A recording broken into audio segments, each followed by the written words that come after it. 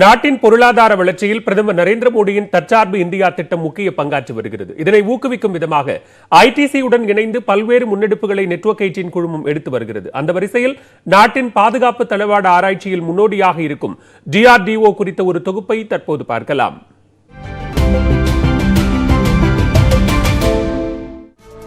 The Defense Research and Development Organization, or DRDO, was formed in 1958 from the amalgamation of 3 different then already functioning government departments. It began as a small organization with just 10 laboratories. In the beginning, it was more on the inspection and then more on the scientific research, and then from there it moved to the technology development, and then later the systems development. In the 1980s, in fact, when Dr. APJ Abdul Kalam, when he became the director of DRDL, the first major program of DRDO as a program development has been taken up. That is the Integrated Guided Missiles Development Program, wherein 5 missiles, the Prithvi, Agni, Akash, Trishul and Nag development has been taken up. Bolstering India's efforts to fight the COVID-19 pandemic, DRDO manufactured around 75 products that help combat the virus and treat patients. DRDO aims to not only build an Atmanirbhar nation but also make it a net exporter of defense equipment, and it stands as a shining symbol of a Swabhiman Bharat.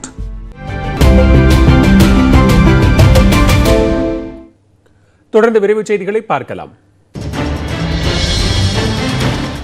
Corona முன்னெச்சரிக்கையாக ரயில்களில் mask அணியாவிட்டால் 500 ரூபாய் அபராதம் விதிக்கப்படும் என railway துறை அறிவித்துள்ளது. நோய் தொற்று பரவலை தடுக்க நாடு முழுவதும் பல்வேறு பாதுகாப்பு நடவடிக்கைகள் அமல்படுத்தப்பட்டுள்ளன.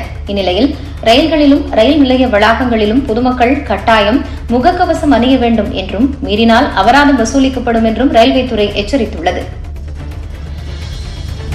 அரசின் கொரோனா விதிமுறைகளை மீறியதாக திருச்சி மாநகரில் கடந்த 2 நாட்களில் மட்டும் சுமார் 5 லட்சம் ரூபாய் வரை அபராதம் வசூலிக்கப்பட்டுள்ளதாக காவல்துறையினர் தெரிவித்துள்ளனர். திருச்சி மாநகரில் அரசின் கொரோனா தடுப்பு வழிகாட்டுதலை பின்பற்றாதவர்களிடம் காவல்துறையினர் அபராதம் விதித்து வருகின்றனர். அதன்படி கடந்த 2 நாட்களில் முகக்கவசம் அணியாமல் பொதுவெளியில் சுற்றித் திரிந்தவர்கள், தனிமனித இடைவெளியை பின்பற்றாதவர்கள் என மொத்தம் 3000 பேர் மீது வழக்கு பதிவு செய்யப்பட்டு சுமார் 5 லட்சம் ரூபாய் அபராதம் வசூலிக்கப்பட்டுள்ளதாக காவல்துறையினர் தெரிவித்துள்ளனர். கொரோனா பரவலை தடுக்கும் வகையில் சோதனை சாவடிகள், பேருந்து நிலையங்கள் உள்ளிட்ட இடங்களில் காவல்துறை சார்பில் பொதுமக்கள் மத்தியில் விழிப்புணர்வு ஏற்படுத்தப்பட்டு வருகிறது. கொரோனா பரவல் காரணமாக கன்னியாகுமரி மாவட்டத்தில் தமிழக கேரள எல்லையை ஒட்டிய 13 சாலைகள் மூடப்பட்டன. கன்னியாகுமரி மாவட்டத்தில் நாளுக்கு நாள் கொரோனா பாதிப்பு அதிகரித்து வருவதை தொடர்ந்து தமிழக கேரள எல்லைப் பகுதிகளில் உள்ள முக்கியமற்ற சாலைகளை மூட மாவட்ட ஆட்சியர் அரவிந்த் உத்தரவிட்டுள்ளார். அதன்படி வன்னிக்கோடு, கடுவாக்குழி, குளப்புரம், பாத்திமாபுரம், புன்னமூட்டுக்கடை உள்ளிட்ட 13 சாலைகள் பேரிகார்டுகளை கொண்டு அடைக்கப்பட்டுள்ளன. இருப்பினும் முக்கிய எல்லை சாலைகளான களியக்காவிலை சோதனை சாவடி, கோழிவிசி உள்ளிட்ட சாலைகள் வழியாக இ பாஸுடன் கேரளாவிலிருந்து வரும் வாகனங்கள் குமரி மாவட்டத்திற்குள் செல்ல அனுமதிக்கப்படுகின்றன. திரைப்பட நடிகர் சோனு சூட்டிற்கு கொரோனா தொற்று உறுதி செய்யப்பட்டுள்ளது. லேசான அறிகுறிகளுடன் தொற்று உறுதியானதால் வீட்டிலேயே தன்னை தனிமைப்படுத்திக் கொண்டுள்ளதாக ட்விட்டரில் அவர் பதிவிட்டுள்ளார். பிறருக்கு உதவ தனக்கு போதுமான நேரம் கிடைத்துள்ளதாகவும் மக்களுக்கு உறுதுணையாக எப்போதும் இருப்பேன் என்றும் சோனு சூட் தெரிவித்துள்ளார். கொரோனா ஊரடங்கால் பாதிக்கப்பட்ட மக்களுக்கு அவர் தாமாக முன்வந்து பல்வேறு உதவிகளை செய்து வருகிறார். மகாராஷ்டிராவில் வீட்டு வேலை செய்வோர், ஓட்டுநர்கள், பொருட்கள் டெலிவரி செய்வோருக்கு RT-PCR பரிசோதனை செய்ய வேண்டும் என்ற உத்தரவை அரசு திரும்பப் பெறுகிறது. ஏற்கனவே அம்மாநிலத்தில் கொரோனா பாதிப்பு அதிவேகமாக பரவி வருவதால் வீட்டு வேலை செய்வோருக்கும் பரிசோதனை செய்வதால் உண்மையில் பரிசோதனை செய்ய அவசியம் இருப்போருக்கு முடிவுகள் கிடைப்பதில் தாமதம் ஏற்படுகிறது. பல குடியிருப்பு சங்கங்கள் இந்த பரிசோதனைகளுக்கு எதிர்ப்பு தெரிவித்ததை அடுத்து மாநில அரசு இந்த திட்டத்தை கைவிடுகிறது. தேவை ஏற்படின் மட்டுமே பரிசோதிக்க வேண்டும் என்று சுகாதாரத்துறை அதிகாரிகள் தெரிவித்துள்ளனர். RT-PCRக்கு மாற்றாக வெறும் உடல் வெப்பநிலை பரிசோதனை, ஆக்சிஜன் அளவை பணியாளர்களுக்கு தினசரி பரிசோதிப்பது மட்டுமே கட்டாயமாக்கப்பட்டுள்ளது. கர்நாடக முன்னாள் முதலமைச்சரும் ஜனதா தள தலைவருமான குமாரசாமிக்கு கொரோனா தொற்று உறுதி செய்யப்பட்டுள்ளது. அவருக்கு கொரோனா அறிகுறி தென்பட்டதால் பரிசோதனை மேற்கொள்ளப்பட்டது. அதில் தொற்று உறுதியானதாக குமாரசாமி தனது ட்விட்டர் பக்கத்தில் தெரிவித்துள்ளார். எனவே கடந்த சில நாட்களாக தன்னுடன் நெருக்கமாக இருந்தவர்கள் அனைவரும் கொரோனா பரிசோதனை மேற்கொண்டு தங்களை தனிமைப்படுத்திக் கொள்ளுமாறு அறிவுறுத்தியுள்ளார். மேலும் பல்வேறு செய்திகளை விரிவாக பார்க்கலாம் இடைவேளைக்கு பிறகு. 6:30 மணிக்கு. தமிழகத்தின் ஆட்சியாளர்களை தீர்மானித்தது. சென்னை வேளச்சேரி வாக்குச்சாவடியில் நடைபெற்ற மறு வாக்குப்பதிவில் 186 வாக்குகள் பதிவாகின. தமிழகத்தில் ஏப்ரல் 6ஆம் தேதி ஒரே கட்டமாக சட்டமன்ற தேர்தல் நடைபெற்றது. வாக்குப்பதிவு நிறைவடைந்த பின்னர் சென்னை வேளச்சேரியில் உள்ள எண் 92வது வாக்குச்சாவடியில் இருந்து 2 மின்னணு வாக்குப்பதிவு இயந்திரங்கள் மற்றும் ஒரு விவிபேட் இயந்திரத்தை மாநகராட்சி ஊழியர்கள் இருசக்கர வாகனத்தில் எடுத்துச் செல்ல முயன்றனர். அவர்களை பொதுமக்கள் மடக்கி பிடித்து போலீசாரிடம் ஒப்படைத்தனர். விசாரணையில் விவிபேட் இயந்திரத்தில் 15 வாக்கு ஒப்புகை சீட்டு பதிவாகி இருந்தது தெரியவந்தது. இதனையடுத்து சம்பந்தப்பட்ட வாக்குச்சாவடியில் மறு வாக்குப்பதிவு நடத்தப்படும் என தேர்தல் ஆணையம் அறிவித்தது. அதன்படி இன்று காலை 7 மணிக்கு வாக்குப்பதிவு தொடங்கியது. சமூக இடைவெளியை பின்பற்றி வாக்காளர்கள் வாக்களித்தனர். மாலை 7 மணிக்கு வாக்குப்பதிவு நிறைவடைந்த நிலையில் வாக்கு இயந்திரங்களுக்கு சீல் வைக்கப்பட்டு வாக்கு எண்ணும் மையத்துக்கு கொண்டு செல்லப்பட்டன. கடந்த வாக்குப்பதிவின் போது 220 பேர் வாக்களித்திருந்த நிலையில் மறு வாக்குப்பதிவில் 186 பேர் வாக்களித்துள்ளனர். தொடர்ந்து விரைவுச் செய்திகளை பார்க்கலாம். தூத்துக்குடி சிவன் கோவிலில் சித்திரை திருவிழா கொடியேற்ற நிகழ்ச்சி பக்தர்கள் இன்றி நடைபெற்றது. திருவிழாவையொட்டி அதிகாலையில் கோவில் நடை திறக்கப்பட்டு சுவாமி அம்பாளுக்கு சிறப்பு அலங்காரம் மற்றும் பூஜைகள் நடைபெற்றன. இதையடுத்து கொடிமரம் முன்பு சுவாமி சங்கர ராமேஸ்வரர் அம்பாள் பாகம் பிரியால் அலங்கரித்து வைக்கப்பட்டு சிறப்பு யாகம் நடத்தப்பட்டது. தொடர்ந்து மூலஸ்தானம் முன்னுள்ள கொடிமரத்தில் கொடியேற்றப்பட்டது. கொரோனா தொற்று பரவல் காரணமாக கொடியேற்ற நிகழ்ச்சியில் பக்தர்களுக்கு அனுமதி வழங்கப்படவில்லை. மேலும் முக்கிய நிகழ்ச்சியான தேரோட்டம் இந்த ஆண்டு நடைபெறாது என்று அறிவிக்கப்பட்டுள்ளது. திண்டுக்கல் அருகே கஞ்சா வியாபாரி கழுத்து அறுத்து படுகொலை செய்யப்பட்ட சம்பவம் அதிர்ச்சியை ஏற்படுத்தியுள்ளது. சின்னாளப்பட்டியை அடுத்த அரண்மனைக்காரர் பகுதியில் உள்ள கிணற்றில் இரத்த கரைகள் இருப்பதாக போலீசாருக்கு பொதுமக்கள் தகவல் அளித்தனர். இதனையடுத்து சம்பவ இடத்திற்கு வந்த தீயணைப்பு துறையினர் கிணற்றில் காயத்துடன் இருந்த ஆண் சடலத்தை மீட்டு பிரேத பரிசோதனைக்காக அரசு மருத்துவமனைக்கு அனுப்பி வைத்தனர். விசாரணையில் உயிரிழந்த நபர் கஞ்சா வியாபாரி ராஜபாண்டி என்பதும் நிலப்பிரச்சினை விவகாரத்தில் அவரை உறவினர்களே படுகொலை செய்ததும் தெரியவந்தது. கொலையாளிகளாக கருதப்படும் ராஜா, அவரது மகன் சரத்குமார் உட்பட 3 பேரை போலீசார் தேடி வருகின்றனர்.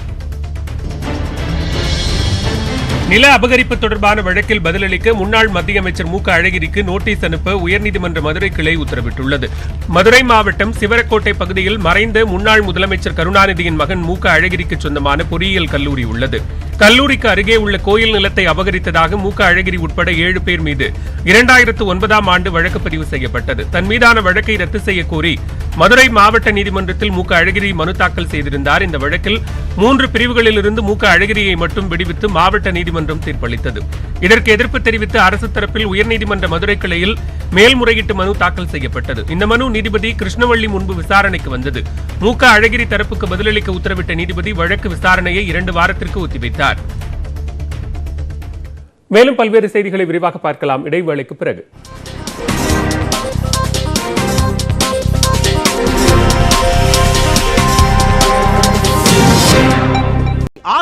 இரவு 9:30 மணிக்கு. கொரோனா பாதிப்பு மற்றும் தடுப்பூசி போடும் பணிகள் குறித்து பிரதமர் நரேந்திர மோடி பல்வேறு அமைச்சகங்களின் உயர் அதிகாரிகளுடன் ஆலோசனை நடத்தினார். நாடு முழுவதும் கொரோனா 2வது அலை பாதிப்பு வேகம் எடுத்துள்ளது. இந்நிலையில் கடந்த சில நாட்களாகவே ஒரு நாள் கொரோனா பாதிப்பு 2 லட்சத்தை கடந்துள்ளது. இந்நிலையில் பல்வேறு அமைச்சகங்களின் உயர் அதிகாரிகளுடன் பிரதமர் நரேந்திர மோடி காணொலி மூலம் ஆலோசனை நடத்தினார்.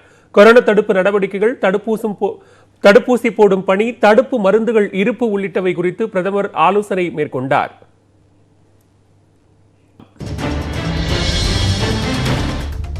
பிரான்சிலிருந்து மேலும் 6 ரஃபேல் போர் விமானங்கள் வரும் 21ஆம் தேதியன்று இந்தியா வந்து சேரவுள்ளதாக தகவல் வெளியாகியிருக்கிறது. நாட்டின் விமானப்படையை வலுப்படுத்தும் விதமாக 59,000 கோடி ரூபாய் மதிப்பீட்டில் 36 ரஃபேல் விமானங்களை வாங்க 2016இல் டசால் நிறுவனத்துடன் ஒப்பந்தம் மேற்கொள்ளப்பட்டது. அதன்படி படிப்படியாக இதுவரை 14 போர் விமானங்கள் இந்தியா வந்துள்ளன. இந்நிலையில் 4 நாள் சுற்றுப்பயணமாக இந்திய விமானப்படை தலைவர் பதூரியா வரும் 20ஆம் தேதி பிரான்ஸ் நாட்டிற்கு பயணம் மேற்கொள்கிறார். அதையொட்டி 6 ரஃபேல் போர் விமானங்கள் இந்தியாவிற்கு அனுப்பப்படும் என கூறப்படுகிறது. அந்த விமானங்கள் மேற்கு வங்கத்தில் உள்ள ஹசிமான் விமானப்படை தளத்தில் நிறுத்தி வைக்கப்பட உள்ளன. சர்வதேச விண்வெளி நிலையத்தில் ஆய்வுப் பணியில் ஈடுபட்டுள்ள விண்வெளி வீரர்களில் 3 பேர் பூமிக்கு திரும்பியுள்ளனர். புறப்பட்ட 3.5 மணி நேரத்தில் அவர்கள் பயணித்த சோயூஸ் MS-17 விண்கலம் கஜகஸ்தானில் உள்ள கஜாக் ஸ்டெப்பியில் தரையிறங்கியது. பாராசூட் உதவியுடன் 3 பேரும் பத்திரமாக தரையிறங்கினர்.